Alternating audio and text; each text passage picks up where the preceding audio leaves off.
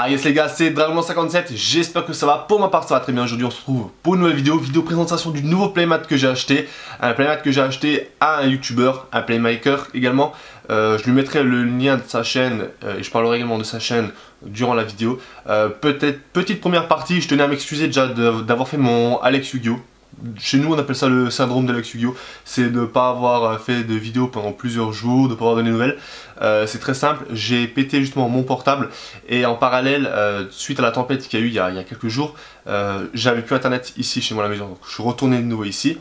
Et en plus de ça, la fin de semaine dernière, puisque là je tourne début de semaine, vendredi dernier j'avais ma soutenance orale, j'ai fini donc du coup ma deuxième année.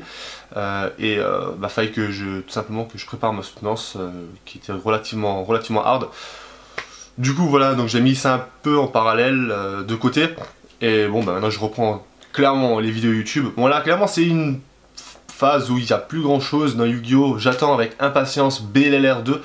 Justement je vais vous en parler en troisième partie de vidéo. Et voilà. Bon on va s'ouvrir tout ça. Bon déjà j'avais déjà bien flippé parce que quand je vois ça, ça fait peur, mais bon, c'est bien protégé, heureusement. Mais ça c'est la poste et ça fait un peu peur quand même. Donc, alors le playmat que je viens d'acheter, il provient de Yanje. Donc il a également une chaîne YouTube qui a moins de 200 abonnés et je ne comprends pas pourquoi, parce que c'est un YouTuber que j'aime beaucoup, qui fait énormément de vidéos rétro, donc comme moi. Pour ma base de ma chaîne, c'est également des vidéos rétro.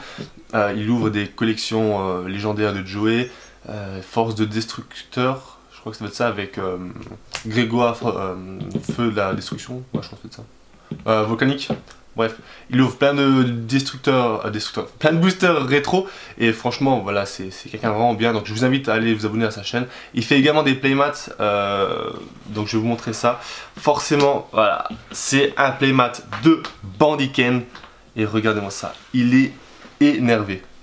Donc il est plus petit qu'un playmat standard, donc là, voilà, hop, comme vous pouvez le voir, il est légèrement plus petit, on va dire, de 2 cm, 4 cm en largeur et en hauteur 3 cm je dirais.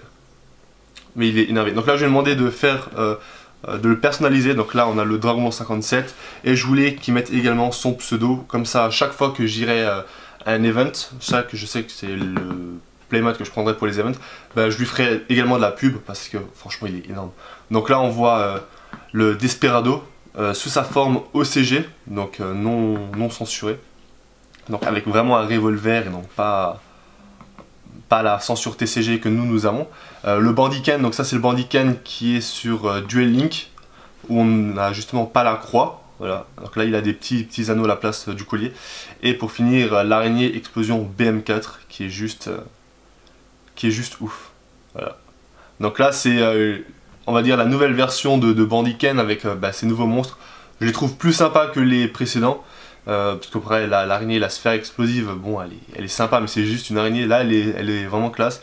Et puis le background qu'il y a derrière, en bleu comme ça fait vraiment bien ressortir. Avec le petit Yu-Gi-Oh! Juste le Yu-Gi-Oh! Parce que on a eu avec Obscurity une petite mésaventure sur son playmat où justement il y avait le logo Konami, tout ça. Et bon, même on sait très bien que les judges n'acceptent pas les playmats qui ne sont pas officiels. Du coup j'ai juste mis le logo Yu-Gi-Oh! Si ça il me reproche, j'ai envie de vous dire vous me foutez un peu de ma gueule parce que je fais de la publicité, je joue à vos jeux, je joue à Yu-Gi-Oh! Il n'y a rien d'autre, c'est juste voilà un playmat, il n'y a rien de copié, je veux dire voilà c'est nouveau. Donc voilà, donc le Bandiken qui est clairement stylé. Je voulais faire la vidéo en Bandiken, je vous le cache pas. Cependant il fait 35 degrés dehors, je suis en train de mourir de chaud, en plus j'ai pas de clim. J'ai le ventilateur, je l'éteins mais je sens que je vais péter un câble d'ici quelques minutes, donc voilà.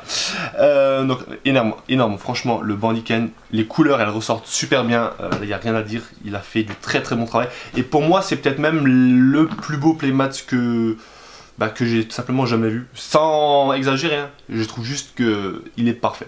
Il est parfait. Pas forcément que c'est un Bandiken, mais je trouve que les couleurs, le background, les monstres, enfin, c'est très bien fait, du coup, gros GG à toi. Donc c'est Yanje, voilà, un petit YouTuber, ça fait déjà plusieurs mois qu'il est dans le game. Je vous invite clairement à vous abonner à sa chaîne, également le contacter si vous êtes intéressé par les playmats. Donc ça coûte 40 € si je dis pas de bêtises, certes c'est un peu cher, mais bon c'est vraiment sympa. Moi moi j'ai mis le prix. Et ensuite les gars, passons à cette troisième partie de vidéo. Il s'agit de BLR 2 qui sort le 30 juin, donc dans une grosse dizaine de jours. Clairement, bon, c'était la phase la plus longue d'inactivité pour moi, bon, parce que voilà, il y avait des choses à côté, mais également je ne sais pas qu'est-ce que j'aurais pu sortir comme vidéo, puisque actuellement je suis un petit peu fermé, et puis là BLR 2 me sauve clairement la vie. Moi je me suis acheté 2 displays, parce que c'est une extension que je sens que je vais surkiffer. Il y a pas mal de cartes déjà qui sont tombées. Bon, à moins de 15 jours de la sortie officielle, c'est normal. Mais il y a des cartes qui sont très intéressantes, comme pour moi Orgoth l'implacable. Donc c'est une carte qui est jouée par Duke Devlin dans la saison. Ben justement, il joue contre Yugi au duel de dés. Il y a également le château doré de Stromberg qu'on voit dans la saison, la fin de la saison 4 par Siegfried Lloyd et plutôt par son petit frère Léo. Donc toutes les cartes Cendrillon et Conte de Fées. Nous avons le topologique Gumblar Dragon, donc ça c'est aussi une carte qui va être intéressante, c'est un bon link. Nous avons le numéro 90 Seigneur des Photons Galaxy Eyes, donc pour le deck Galaxy Eyes. Il y a des reprints, Jugement Solennel, Trappe sans fond et Cyberdragon. Cyberdragon qui est normal puisque dans la prochaine extension Cyber Horizon il y a du support dedans. Duelist Légendaire 3 c'est également du support pour Cyberdragon.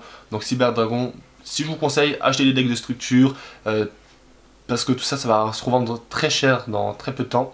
Je suis déjà sûr que les prix vont déjà bien augmenter. Moi, pour ma part, je me suis déjà fait plaisir, j'ai déjà acheté plusieurs bases Cyberdragon, que je ne vais, je pense, pas jouer, puisque c'est un deck qui ne m'intéresse pas plus que ça, et puis je suis déjà heureux avec mes decks. Deck que je vais vous présenter dans une autre vidéo. Nous avons encore plusieurs numbers. Le numéro 75, Gossip Shadow of Confusion, donc c'était un monstre qui a 2600 de défense si je dis pas de bêtises. Le numéro 27, Dreadnought Battleship Dragonoid. Alors ça pour moi c'est la plus grosse surprise de cette display. C'est un monstre de rang 4, donc il faut utiliser 2 monstres plus de niveau 4 pour l'invoquer. Il a 2100 d'attaque, 2000 de défense. Si tu détruis un monstre de ton adversaire, tu peux retirer un matériel Xyz depuis ton extra deck, invoquer spécialement un monstre machine de rang 10 ou plus. Et donc là, je sais plus comment il s'appelle le monstre machine qui enlève 2000 points de vie. Je vous mettrai la carte de toute façon là. Et donc là, c'est très bien puisque tu as le temps d'achever ton adversaire en battle phase.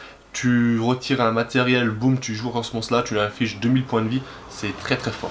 Nous avons également le Flying Elephant, qui est également une carte qui est jouée par, dans le deck de Pegasus, on va plutôt dire.